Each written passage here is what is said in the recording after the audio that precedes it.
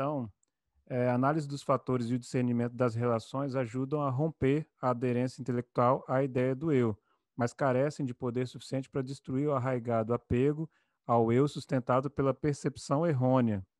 Desenraizar essa sutil forma de apego ao eu requer uma percepção neutralizadora, o direto insight do vazio, a natureza sem eu dos fenômenos, para você conseguir desenraizar tanta coisa grudada, né, digamos assim, 5 fatores de apego que ele colocou lá, que formam lá a sensação, corpo, etc., é necessário algo contrário, neutralizador, né? Um acesso direto ao que é vazio, uma percepção profunda do vazio, uma natureza em que não há um eu determinando identidade ali. Então, o ensaio do vazio ele é gerado pela contemplação dos fatores da existência em termos de suas 3 características universais. Vamos ver aqui então. A impermanência, então, no nível do insight, vai além do fato de que as coisas chegam a um fim.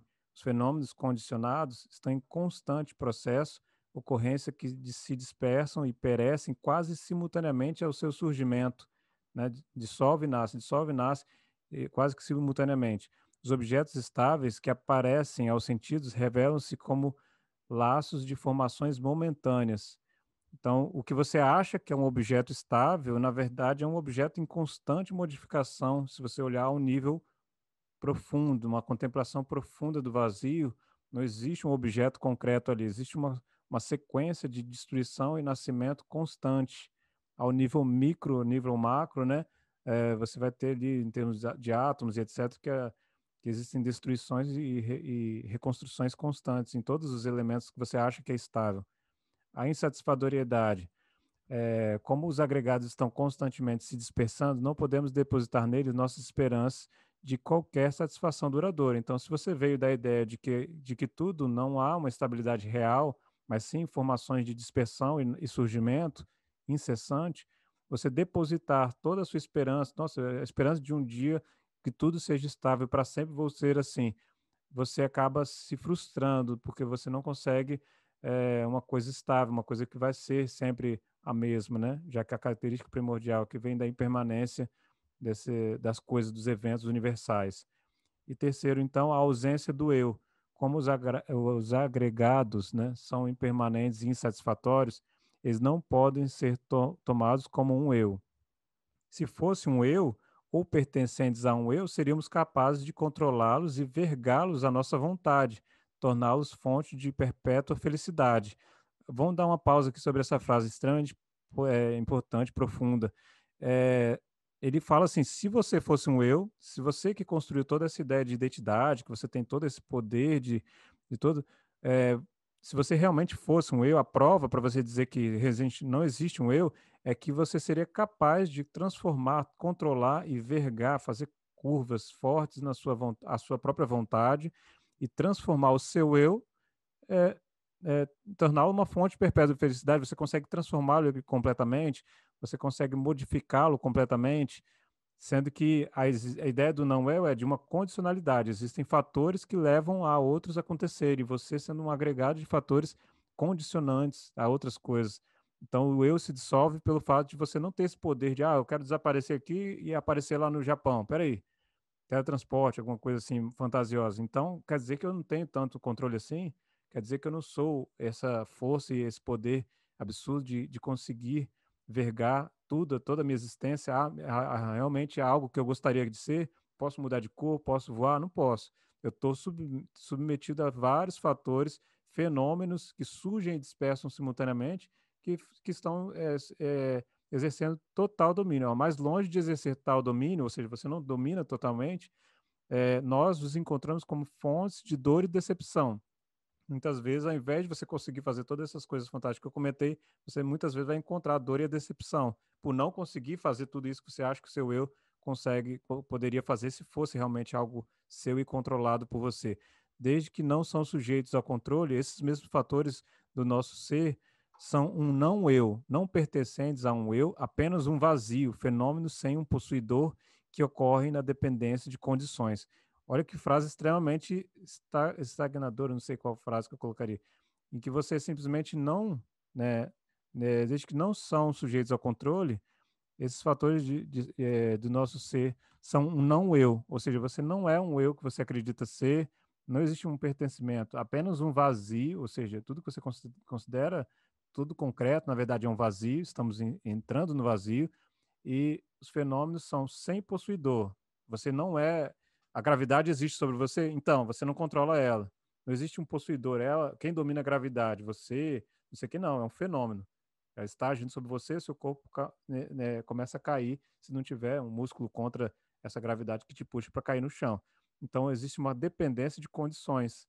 Isso reforça absurdamente a ideia da não ausência do eu, porque existem condições para a alimentação, condições para o corpo existir, condições para ele continuar em pé e não cair pela gravidade, tudo condicionado, né? Tudo acaba sendo algo que não é seu, algo que é relacionado. O que é relacionado é todo, não é totalmente uno, né? Identificado como uma identidade, sou eu que estou determinando meu destino, né? Essa ideia do desfazimento dessa permanência, né? Que ele está tentando focar aqui. Deixa eu botar outra tela aqui, peraí.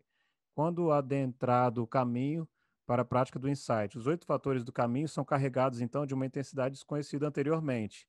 Agora, a gente entrando numa prática profunda do insight, os 8 fatores e os 3 treinos coexistem, cada um apoiando todos os demais. Os 3 treinos são aqueles 3 que a gente botou as setas para disciplina, concentração e sabedoria, que são esses 2 aqui. Então, como que são os 8 fatores dentro do insight? Disciplina moral, então, ela mantém as tendências de transgressão em xeque. Você faz um checkmate, até mesmo o pensamento de conduta fora da ética não surge. Você penetrou o caminho da disciplina moral. Você não precisa mais brigar por um pensamento de raiva. Tudo aquilo que a gente falava lá no nível do caminhar, aqui está no caminho já percorrido, já adentrado, né? Adentrado, o pensamento não existe. A conduta fora da ética nem surge. Não existe uma briga mental, não existe sofrimento para agir de forma antiética, de forma a machucar outros seres, seja no modo de vida, nos animais e outras coisas que ele cita como fatores que não causam, não são bons, né? Porque são fatores que causam sofrimento. Para você causar sofrimento no outro, você acaba recebendo em troca todo esse fluxo mental. A concentração mantém a mente fixada sobre o fluxo do fenômeno, contemplando tudo que surge com impecável precisão, livre do esquecimento e da distração. Então, você adentrou então no caminho do insight, sua concentração atingiu um ápice de fixação absurda, você consegue olhar para um evento, um fenômeno de uma forma tão penetrante que você consegue ter uma precisão absurda, você não esquece facilmente das coisas que você vê, você não tem essa distração que muito do mundo moderno está tentando tirar para você dar mais monetização para algum aplicativo, para alguma outra coisa, né? Inclusive é bom, às vezes eu até vi um documentário lá do, não sei se é Dilema das redes, alguma coisa das redes lá do Netflix, que fala assim, sugere todo mundo, desativa todas as suas todas as suas notificações do celular. Tudo isso está tentando te chamar para entrar naquele aplicativo e dar mais dinheiro para eles. Então, só entrando um pouquinho nesse comentário aqui do mundo moderno, uma coisa que eu fiz recentemente, desativar todas as notificações. Eu entro no aplicativo quando eu quiser e não quando ele me notificar para entrar. É muito interessante. Apesar de você não ser um eu e ter controle sobre tudo, pelo menos isso, para não te desfocar, seria interessante. E o terceiro treino da sabedoria é o entendimento correto, então, como a sabedoria do insight cresce mais afiado e profundo, e o pensamento correto, ele exibe imparcialidade e firmeza de propósito, dando um sereno equilíbrio a todo o processo de contemplação. Então, eles são, na penetração do insight, elevados a um fator superior, né? A sabedoria em si, afiada e profunda, o pensamento imparcial, firme, com serenidade, com equilíbrio, você não fica vagando com as distrações que tiram a sua atenção. No treinamento da concentração, você já atingiu uma mente fixada, agora o pensamento consegue ter firmeza de propósito naquilo que você quer realizar. A meditação do insight. A meditação do insight ela vai tomar como seu objetivo as atividades volitivas condicionadas, incluídas nos 5 agregados. Campo objetivo de contemplação ainda refere-se ao mundo condicionado, a via mundana, para atingir o supramundano. Mundano. Então, você vai ainda usar o mundo condicionado ainda para tentar ir para aquilo que é supramundano, aquilo que está fora desse ciclo de existências. Quando você alcança, quando alcança seu cume, compreende completamente a impermanência, a insatisfatoriedade e não o eu de todas as formações, a mente rompe através do condicionado e realiza o incondicionado, o nibbana. vê-se o Nibbana como uma visão direta, torna um objeto de realização direta. Então você vai conseguir perceber o Nibbana, o estado não condicionado. Tudo que a gente falou, eu falei muitas vezes nesse encontro de hoje, nesse condicionado, né? Você existe porque existe um condicionamento para seu corpo ter força, para o seu corpo não cair, etc. Todo esse treinamento do budismo, o objetivo final é você alcançar o cume de uma na noção de que isso tudo é impermanente, insatisfatório, não existe um eu, e ainda assim você consegue romper, né, com tudo isso, a esses fatores para realizar e perceber diretamente o estado liberto, né? O Nibbana seria aquele que se libertou de todas essas amarras aí. As quatro vias supramundanas, agora falando do que há além do mundano, né? Compartilham a penetração das quatro nove verdades, entendendo intuitivamente, não mais conceitualmente. Captam através da visão com a certeza autoconfirmativa de serem as invariáveis verdades da existência. As quatro nove verdades, então, elas entram de um nível muito mais profundo e confirmativo.